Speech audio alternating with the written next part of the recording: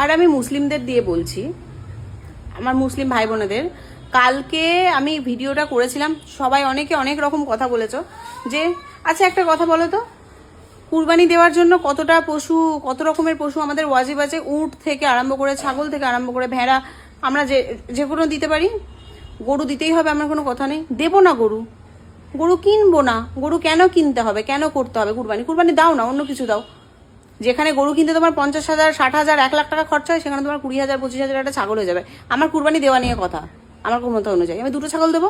আমার যদি মনে হয় আমার এই মাংসে কুলাবে না, ছাগলের মাংস অল্প, আমার কুলাবে না, আমি 2টো ছাগল দেবো, 3টে ছাগল দেবো, আমার ক্ষমতা অনুযায়ী দেবো, না হয় দেবো না। একবার দেখোই না করে। আমার তো বলবো পুরো বয়কট করা দরকার, গরুর মাংসটাকেই বয়কট করো। কেন খেতে হবে? খাবো না, 1 বছর না খাবো, 2 বছর না খাবো, মরে যাবো। তারপরে দেখো না এই রাস্তায় কুকুরগুলো যেমন ঘুরে বেড়ায়, গরুগুলো এরকম ঘুরে বেড়াবে। এইটা কেন তোমরা বোঝো না? আমি বুঝি না। বয়কট করো, খেতে হবে না গরুর মাংস। তারপরে দেখবে কেমন কি হয়।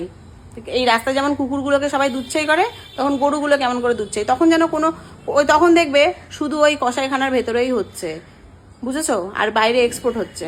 এগুলো বোঝো না কেন তোমরা? মাথার মধ্যে একটুখানি মানে একটু বুদ্ধি একটুখানি কম আছে আমাদের মুসলিমদের মধ্যে, বুঝেছো?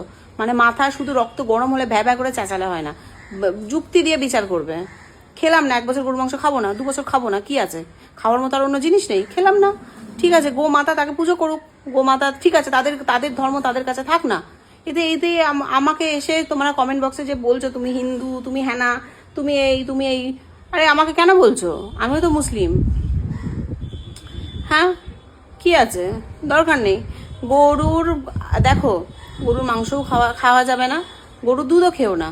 কেননা একটা মাকে কষ্ট দিয়ে তার বাছুরের মুখের খাবারটা আমরা খেয়ে নিচ্ছি, এটা কি আমাদের খাওয়া উচিত?